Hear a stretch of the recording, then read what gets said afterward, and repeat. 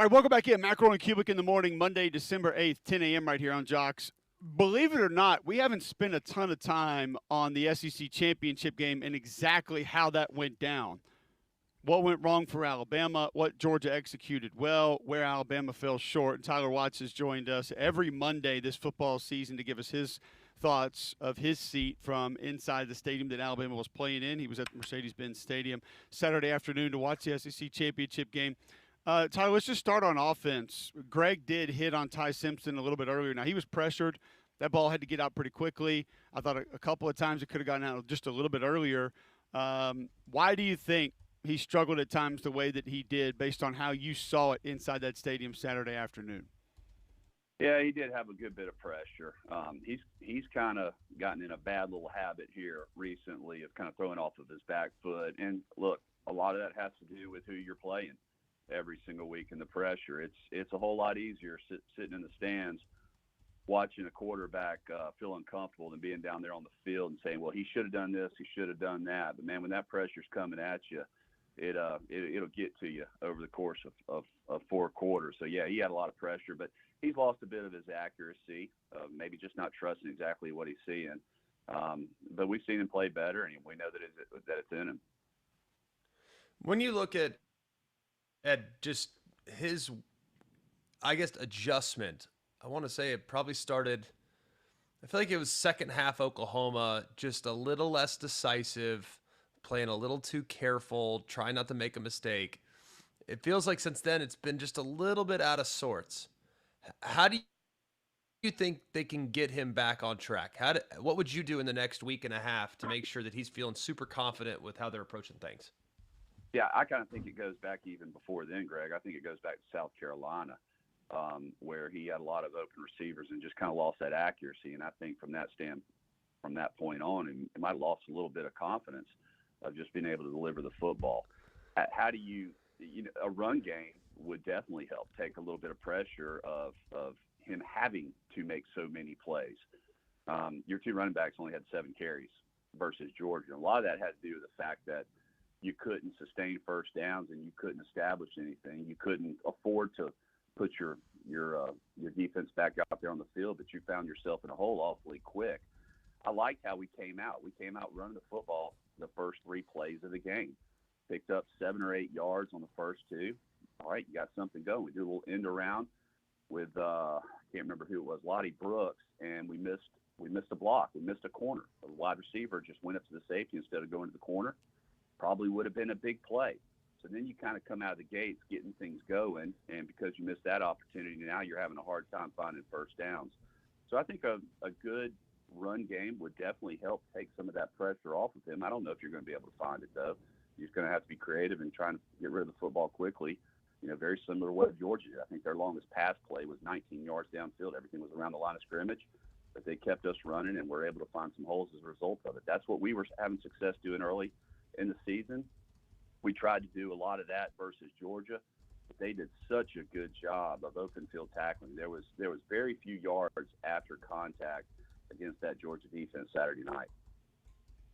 Tyler Watts joining us on the Higginbotham hotline. You mentioned running backs, and I felt like not just running the football was problematic from that position in this game. There were a couple protections where there was some confusion with the backs and the guys up front, and I'm not in the huddle, and I'm not making the checks, so I don't always directly point the finger at whose fault that is. But then the drops, too, man, out of the backfield, like those were just killer for this offense in this game. Can that be corrected against Oklahoma? Yeah, I think so. I think the more film, obviously, that you get to study, the better that you can potentially be. I did not think that losing Cam Dewberry would be a huge loss simply because of how we have been shuffling offensive linemen around. And Gino Vandermark has played well. He had a couple of busts. Michael Carroll had a couple of busts. You mentioned Daniel Hill and A.K. Deere having a couple of busts in the pass protection. So, what has plagued Alabama all season long of 4 or 5 guys doing it right and having one breakdown consistently reared its head again Saturday night to where you just that one guy doesn't make a play and all of a sudden it's a negative. And when you're going against good competition, that's what's going to happen. And from here on out, you're going against good competition. When you look at their operation, And I feel like sometimes with this group, and I know they want to get in the best play possible. I think all that's really helpful. In the postseason, you certainly don't want to waste snaps. But I do think sometimes with this group, there's occasional paralysis by analysis. You think they'd be a little better off playing with a little more urgency, maybe not putting as much on tie before the snap, maybe not trying to be perfect all the time. Just build in some answers and go play and play with a little tempo. Because I feel like when they've been at their best, it's been end of half situations, 2-minute operation. That's when they've been at their best. So I think that's something they can maybe implement into their regular down and distance game plan to maybe help them play a little smoother, a little faster. Yeah, it's possible. I always thought, of course, me and you, man, we had running football teams. We were going to run it and pound it over the course of 4 quarters. And my philosophy always was, let's get up there and go. Let's get up there and go, pin our ears back, and just start beating some heads. But once again, because you're so one-dimensional right now, you have to get it right. So I understand the philosophy of trying to expose what the defense is doing, making sure we have the right protection, letting the defense adjust, and then we adjust to that. But the play clock continues to get them. Even Saturday night, though, when they were able to hit a couple of passes and stay in a rhythm, they started playing with some tempo, and they started moving the football in the second half. But then they would have an incomplete pass, and then they changed personnel, and then Georgia would change personnel, and then you're not wearing down on the defensive front anymore. You're not able to stay in that rhythm. So a lot of it is self-imposed. They have to be clicking on all cylinders in order to be able to do that. But I think ultimately simplifying what you do is beneficial as long as you have an answer for what's Oklahoma and some of these dynamic defenses are going to be bringing. Not to make excuses here, and I don't really care enough, to make that happen. But how beat up is this football team right now, Tyler? I think not having Josh Cuevas on the field definitely hurts your ability, and that safety outlet that Ty has always gone to. He's a dynamic player. We're beat up along the front. Tyler Brailsford, although he played the entire game, he's still beat up. Not moving around probably quite as good as he was earlier in the season. Look, everybody's dealing with it. You don't have LT Overton. You didn't have Kelvin Collins on the defensive front, so you kind of miss some of your rotation. You get Quay Rusall back. He made a couple of nice plays. But I think that this 12-day stretch here, hopefully we can get some of those guys back. At least I'm hopeful that, because we need all hands on deck, man. You got to have everybody contributing, because you never know who's going to show up. And to speak of that, I mean, Ryan, look, let's talk about a couple of the positives. Ryan Williams, I thought, had a really good game. He had a drop pass in the end zone that hit him off the chest. But he showed up, and I thought that he played hard, made a lot of guys miss around the line of scrimmage. So he was a bright spot on that offensive side. Jeremy Bernard played his tail off there in the fourth quarter trying to get us back. He had one bounce off of his chest. Y'all talked ad nauseum this morning about us versus Notre Dame and the blowout. But what if Jeremy Bernard catches that ball and all of a sudden it's 28-14? What if? Can't necessarily go down that rabbit hole, but I still think that there are some positives with the fact that your defense is playing so good that you feel that as long as you take care of the football, don't turn it over, don't give short fields, you're going to be in every football game and have an opportunity to win. Tyler, we always appreciate the time, man. It's great catching up with you every Monday. We got a playoff game that we'll do it again for here in a couple of weeks. Hope you have a good holiday season if we don't talk to you before that. Hey, I appreciate it, fellas. Thank y'all. Thank you. Tyler Watts, former Alabama quarterback, on the call for the Crimson Tide radio network broadcasts there for Alabama football. He's with us every Monday kind of recapping what went down, what happened. I want to finish up some of that conversation, spend a little bit more time on it, and just kind of where things were, how things went for Alabama in this game. We haven't broken down the actual game just yet. Before we do that, Greg, tell our listeners about Canty. Well, Canty can fix it. Cantey can fix it. And that's, I think, when you look at it, Canty, they are always going to help us here in the greater Birmingham area. Foundation challenges that we have in our area are tough, man. We have sloped backyards, we're on mountains, we have all types of stuff here. Our terrain, the weather, the age of your home, moisture, a lot of things that can factor in.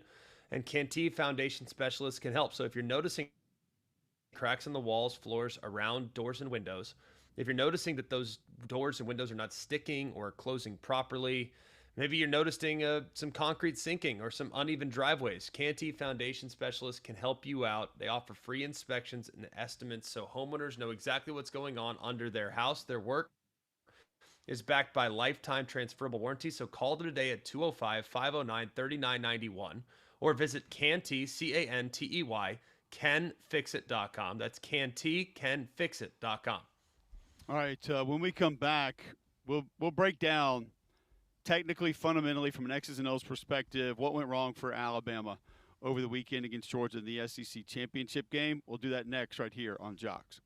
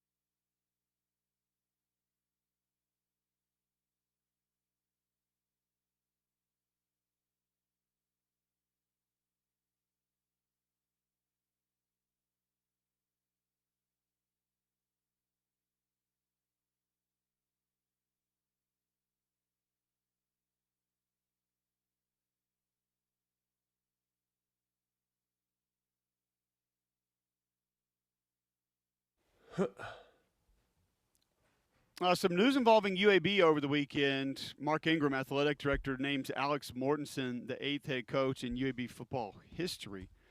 Served as the offensive coordinator since 22. Led the Blazers as an interim head coach for the second half of this season. And now will be the UAB head football coach moving forward. There was a couple of candidates, Greg, that got involved that kind of turned this thing down. Mortensen obviously has his finger on the pulse of the program, kind of what it is. Is this a good decision, the right decision for Mark Ingram? Yeah, I mean, I don't know who all was involved, so you might have a better understanding about who said no, who was in the mix. I don't know the answer to that, but I think Mort is a good coach.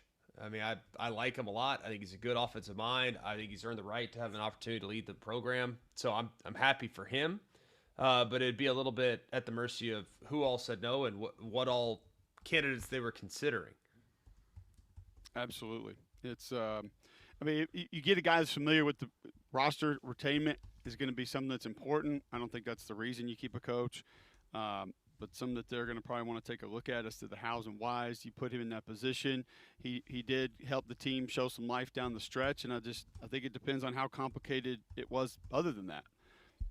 As far as who you thought you were going to actually be able to go out and get and line up as your next head coach.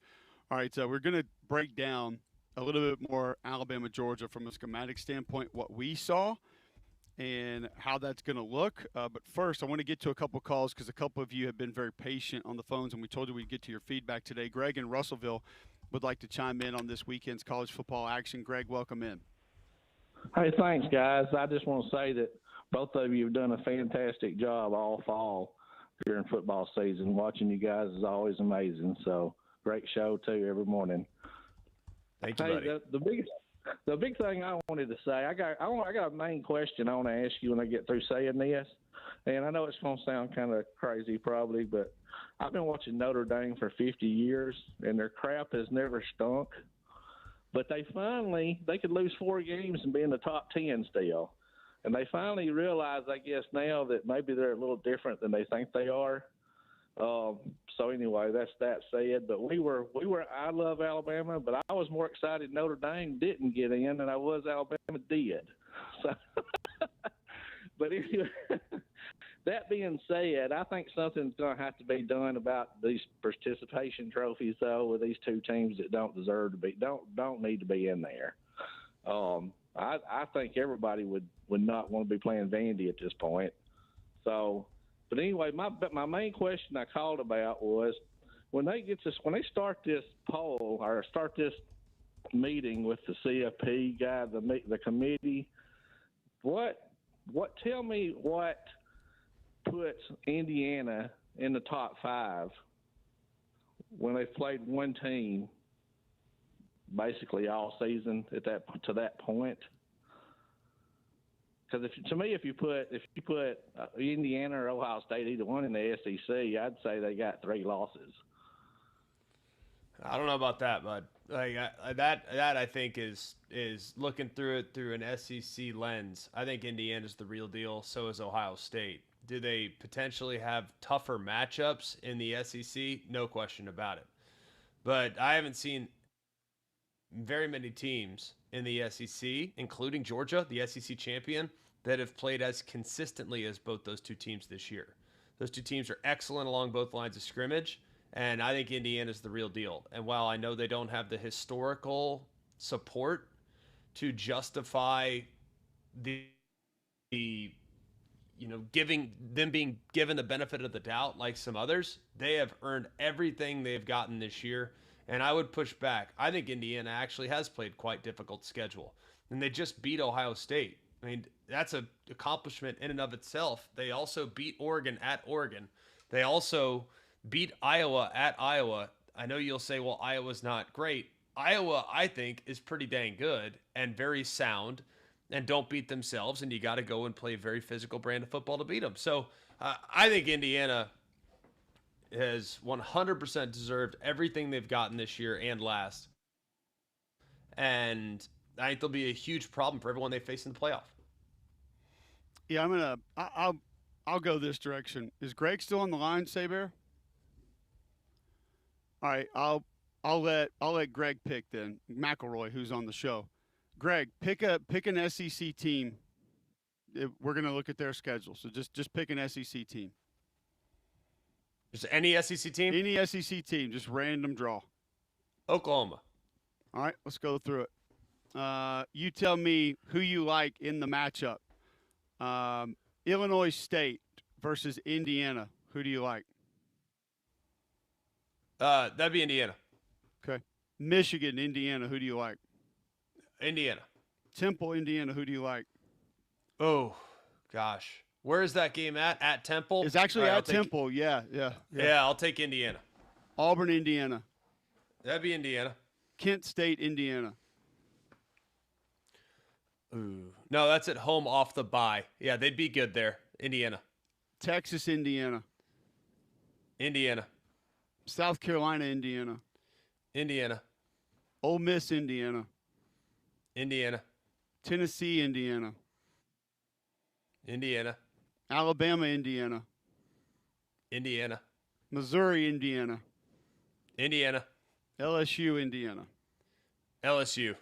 Indiana can't go undefeated in the SEC. You know that. And I would be with you. And I would listen if you wanted to at least play the game here. I would tell you that does Texas pose some matchup problems? Absolutely. Yes, Ole Miss, for sure. Absolutely. Yes. Bama, yes, for sure. But as the taking Indiana in every one of those games. As somebody who picked Indiana to beat Ohio State, like I got a lot of confidence in that group, man. And they have the it factor as well. And that is just a group of people who knows how to figure things out, a group of people who do not get rattled, a group of guys that understand you don't have to throw for 500, you don't have to run for 200, you don't have to have 15 tackles for loss. Like, just play the game. Like, they are an old school Belichick type team. They got a bunch of guys that just do their job. And if it's a 4-yard gain, great. If it's 44, great. But they know what's being asked of them on every play, and they usually do a pretty good job executing it. You don't see a lot of missed assignments. You don't see sloppy technique and fundamentals. You don't see dumb penalties. They're just a good team. And by the way, they have some really good players that a lot of people haven't heard of. So, like, I'm going to like Indiana against just about anybody. Now, you could sit there and convince me if they played Ohio State again, the reasons Ohio State could win or the reasons Georgia could win. And absolutely, I'll listen to them, and I'd probably agree with you on some of them. But we just threw one of the hardest schedules in the league, by the way. Yes. Remember preseason, we were sitting there saying, yeah, I like this Oklahoma team, but whoa, that schedule? Don't know if we can put them in against that. They did get in, by the way. Venables and his group deserve a ton of credit for that. But, no, I mean, Indiana's legit. And you're not going to get a lot of people on this show that are sitting here saying otherwise.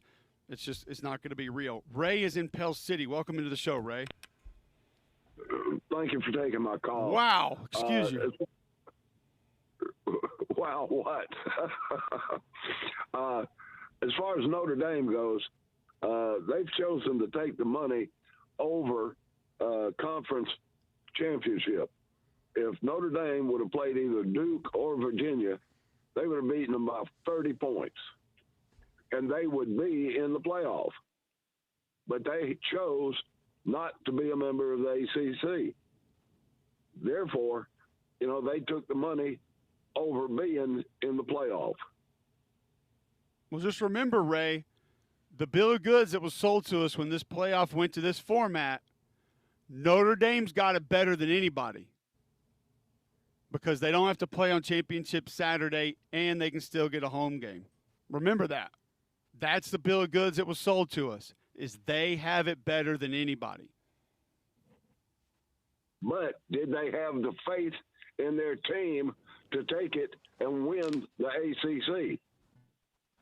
Well, they're not in the ACC because they don't think they can win the ACC, right? They're in the ACC because they make more money without being in the ACC. A lot more money. Well, that's what I just said.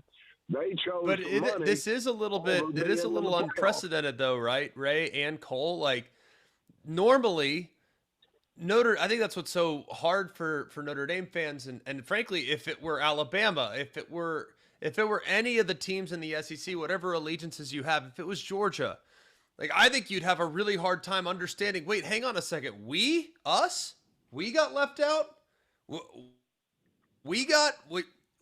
No way. Like, not us. Like, that, you can leave out teams with smaller brands that don't move the needle, but you can't leave us out. Like, last year, I think Bama fans looked at it that way when it was related to SMU. Would be like, wait, we got left out in favor of SMU? What? No way. How is that possible?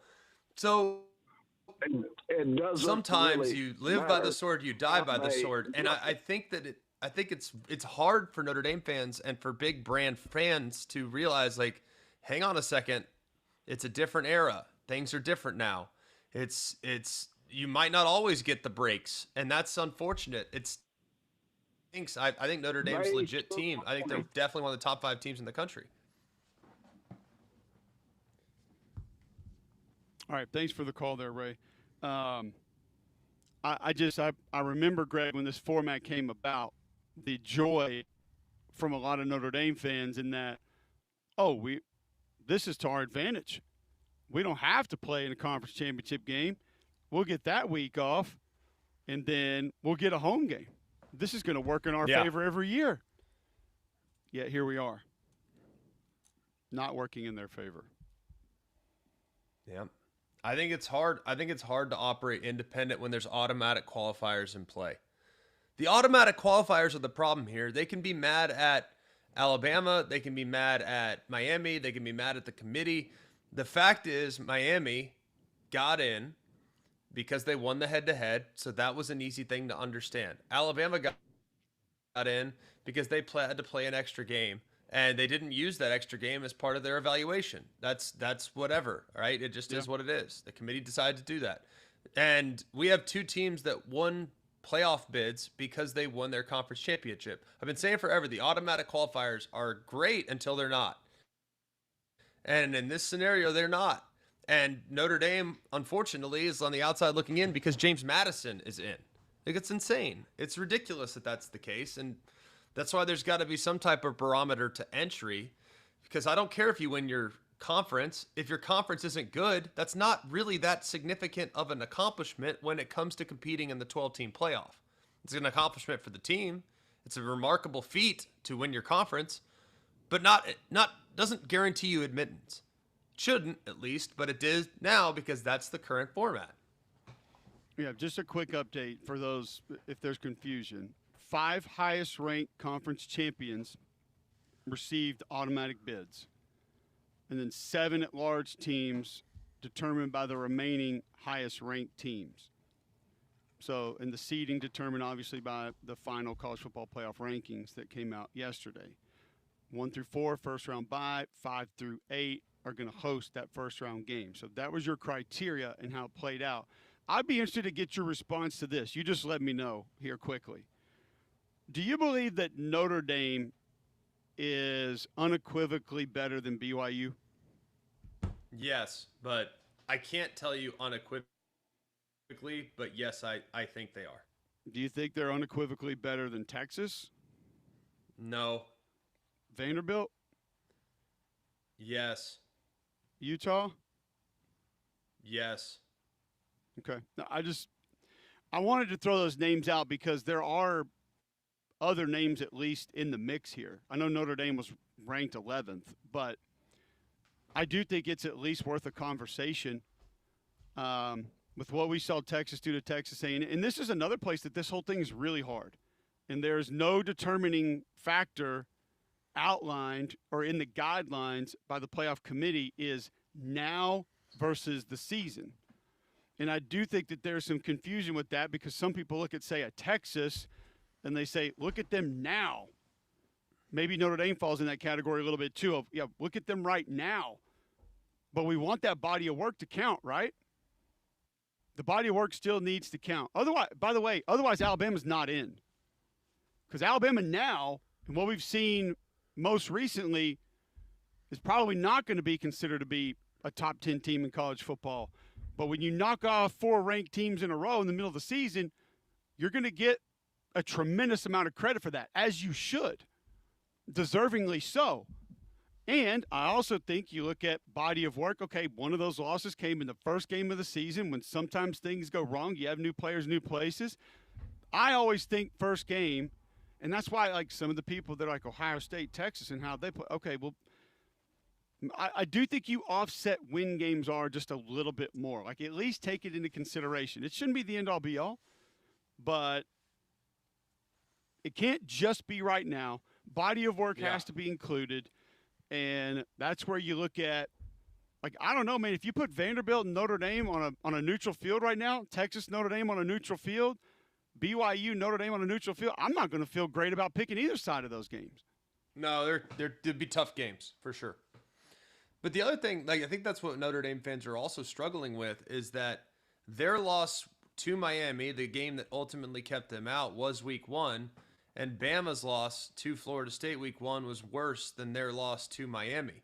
And I totally understand that. And week 1, like you just said, if Miami game was week 7, that's probably a little different conversation, right? And that's why I think Notre Dame fans are grappling with this and why it's a challenge for them. And I get it. I can't tell you. What do you want me to tell you? That the Florida State game for Alabama was a good data point? Like, heck no, it was awful. It was terrible. But since that point, albeit maybe not in the most convincing fashion, because I think we as a society are enamored with points scored. We as a society are enamored with teams that blow teams out. Like some teams, like Iowa doesn't blow teams. That's why people never think Iowa's any good. Because they're not built to blow teams out. Like they're built to control the ball. They're built to shrink the game. They're built to contract the game. They're built to play in a phone booth. Like they kind of want to junk it up a bit. And Bama, albeit a passing team, they are a ball control team. They're a take the air out of the football team. They're a win the margins team. They're a we want to control the game team. That's how they operate. They're not a team that wants to just run it up on you by running tempo style attack and play Tennessee football. Like that's not what they are. But I think people don't think Alabama's any good because they don't pour it on teams. It doesn't mean they can't. It just means it's not their style.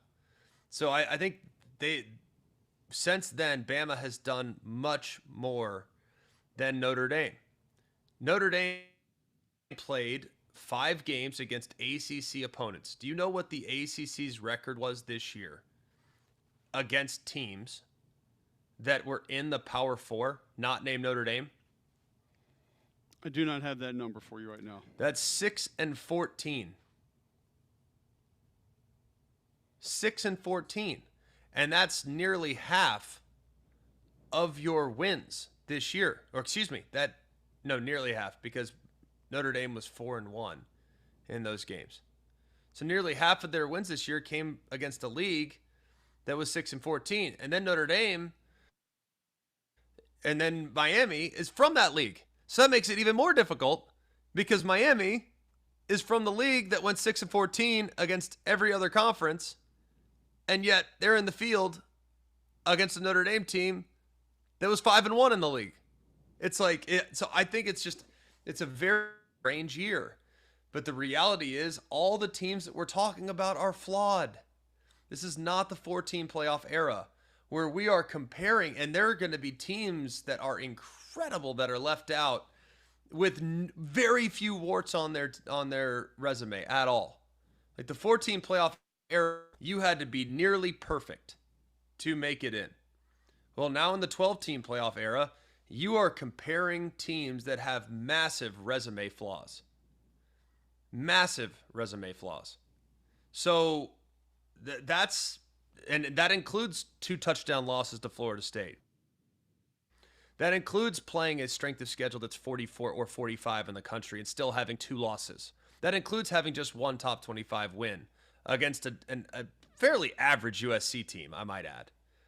That includes having played in the final weeks of the season 2 teams that were 4-8. I mean, I think we're just comparing really flawed teams. So to make super strong arguments on behalf of any of them is a difficult one to do because for every great argument you make, I can also make a horrible argument against it.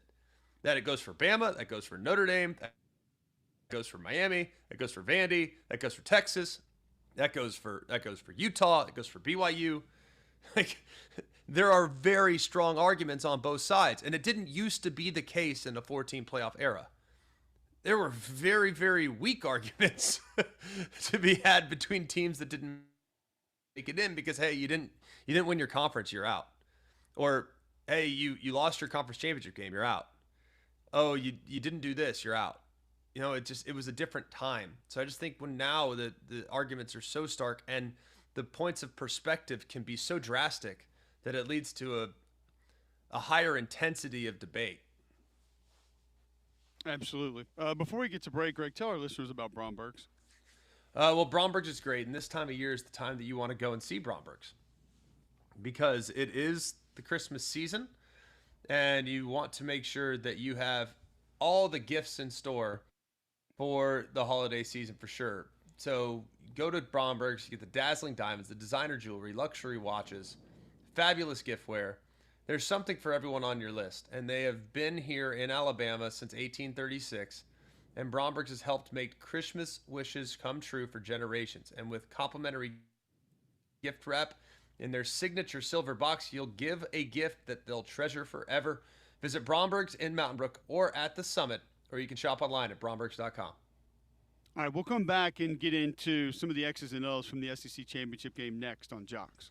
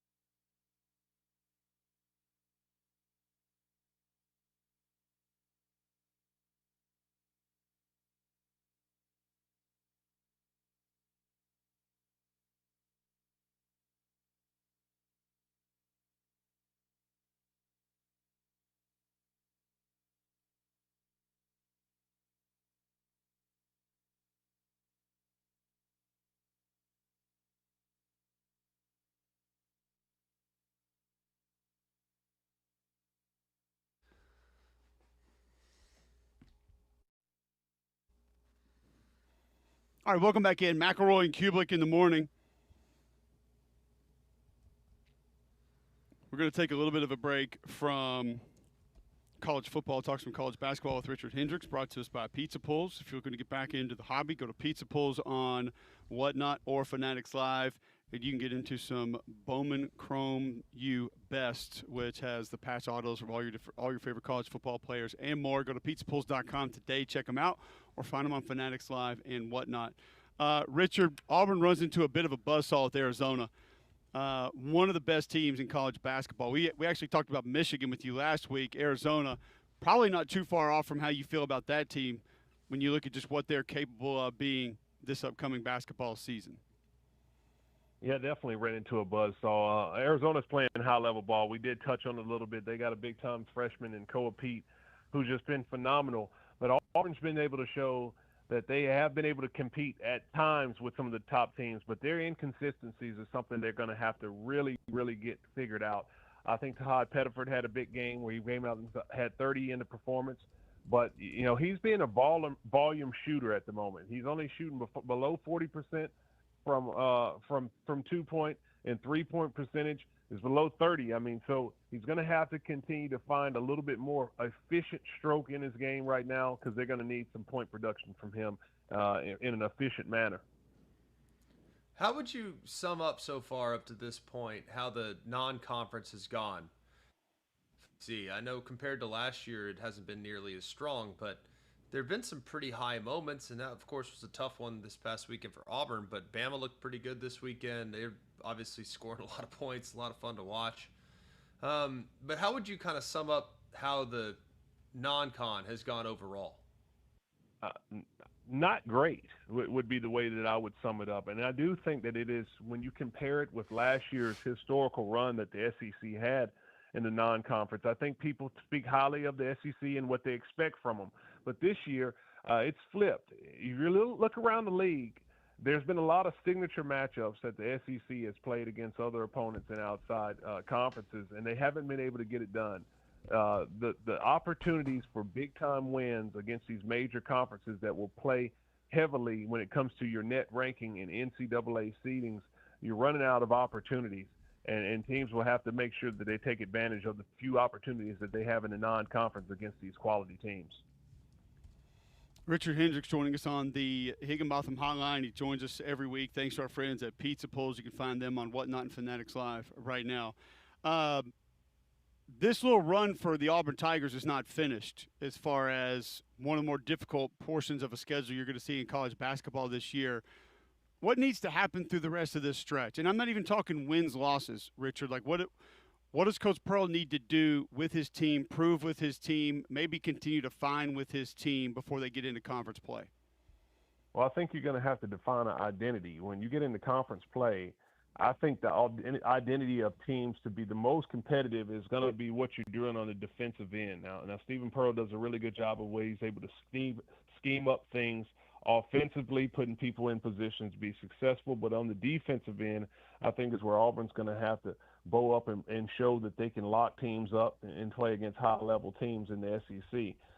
When you have the inconsistencies from the offensive side of the ball, you need to have something where you can lean on to keep you in the game. And that's going to be something that I think you can ramp up the intensity as far as your ball pressure is concerned, denying passing lanes, and then, of course, finishing out possessions with quality rebounds. But that's where I would start if I was Auburn. What do you make of Alabama's offense this year? It's amazing.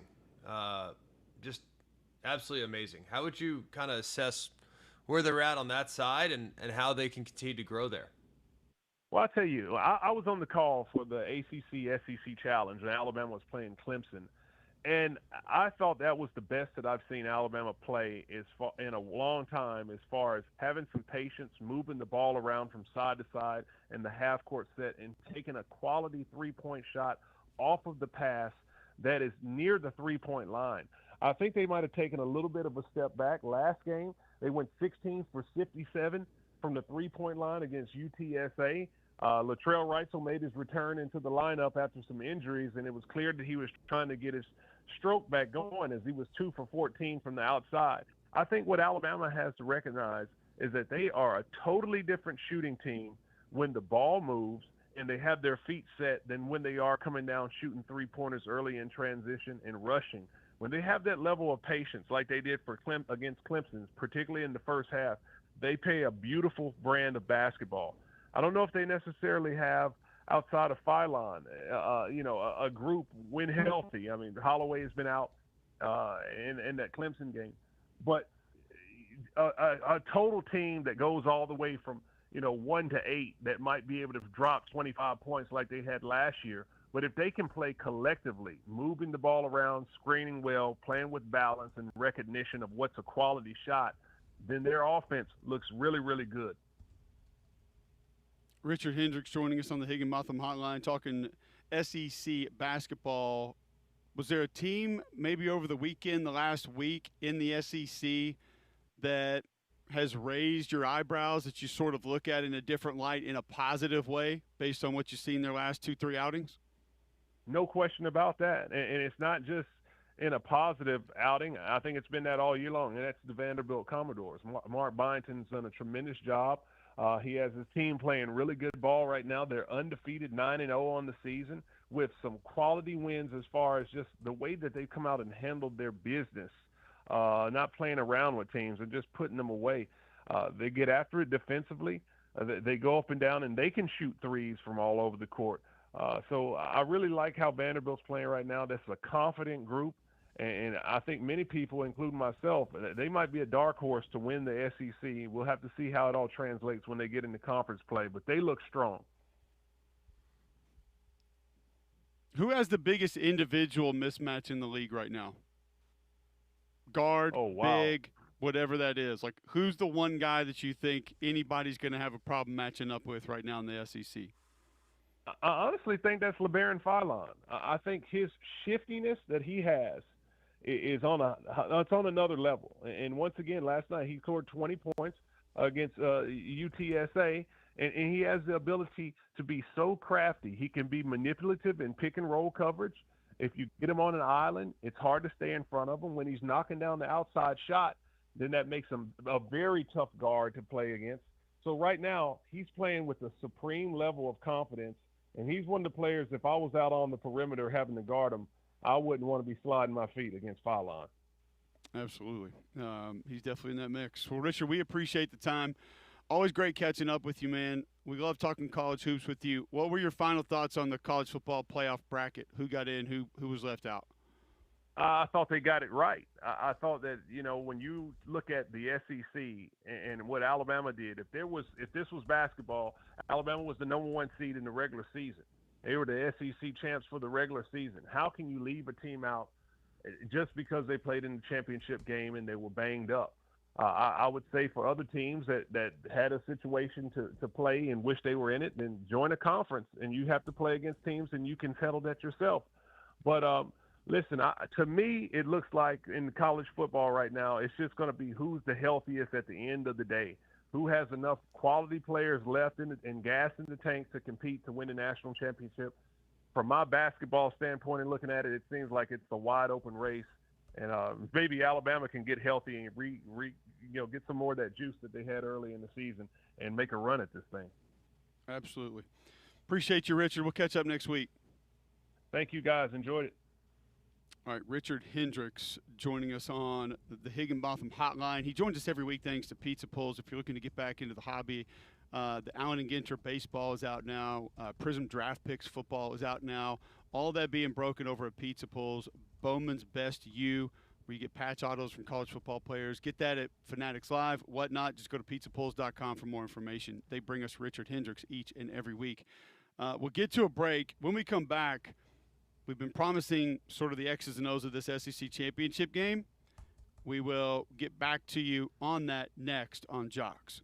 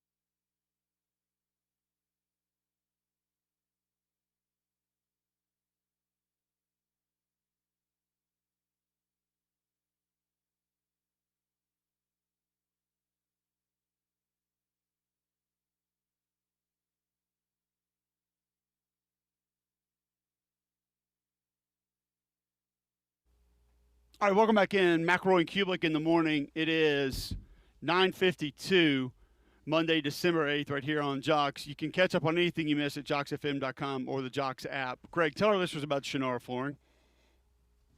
Well, Funa's guys continue to do a great job of stockpiling inventory. They have 50,000 square feet of Core-Tech flooring by Shaw in stock right now, and they're going to pass some savings on to you because of that inventory they've been able to accumulate. End of the year is a great time to go and get with savings 20 to 40%.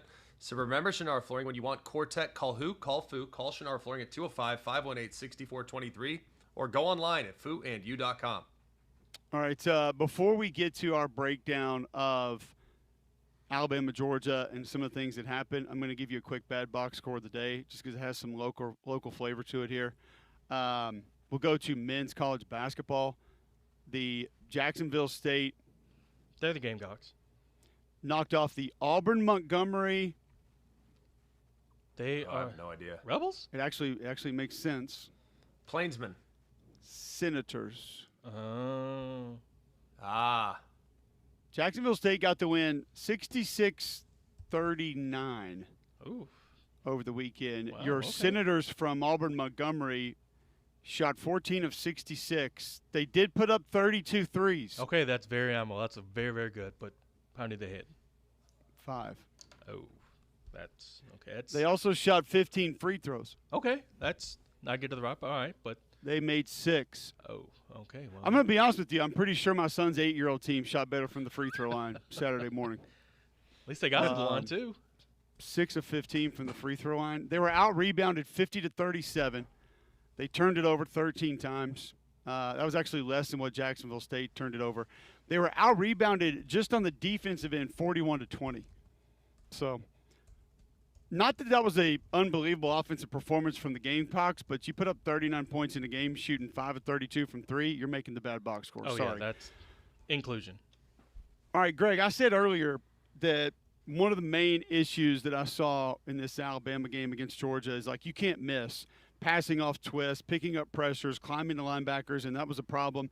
I also thought Gunnar Stockton did a great job making the defense wrong a couple of times. Like Bobo did a great job, and like Georgia fans got to get over this, man. Like he is calling good offense this year, and I know they don't want to hear that, but some of the screens and some of the perimeter throws that were used to get throws down the field later in the game, I thought Stockton did a good job with it. Thought he would struggle a little bit more with zone than he did.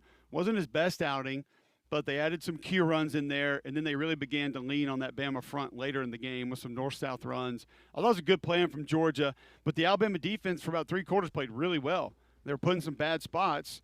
It's just Georgia was able to capitalize, get the ball into the end zone. I love what Georgia did with formations, personnel groupings, a lot of bonus bigs.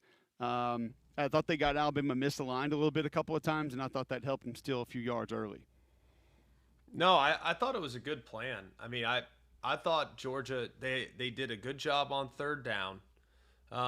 They didn't have some ridiculous third down conversion percentage. I don't recall. I don't remember exactly what the numbers were, but it felt like Bama got them to third down a bunch, and those third down plays that they executed were great, and they ended up paying off. I think the third down, they scored a couple touchdowns on third down. I didn't think there was very much from a pressure standpoint. I thought Alabama would be able to kind of have a little bit more of a presence in the backfield. I thought the defense played well for Bama. The offense has to figure out. They did not do a good job. The backs were terrible in protection. And I think that some of the overload stuff, they got to iron some of that out because that's been hit on them a few times now. LSU's got them on it. Tennessee got them on it a couple times. Vanderbilt got them on it a little bit. Oklahoma got them on it a little bit. Like they got to figure out how to handle overload protection because that's something that has clearly become an issue. Yep, absolutely. We'll spend more time on that game, the X's and O's of it, how it played out tomorrow when we come back, 7 to 10 a.m. right here on Jocks. So much that we didn't even begin to touch today, like bowl matchups, some of the playoff matchups, some of the other conference championship games. We got all that to break down tomorrow, and we're going to. We're going to spend a ton of time on it then. But three-man front coming at you next right here on Jocks.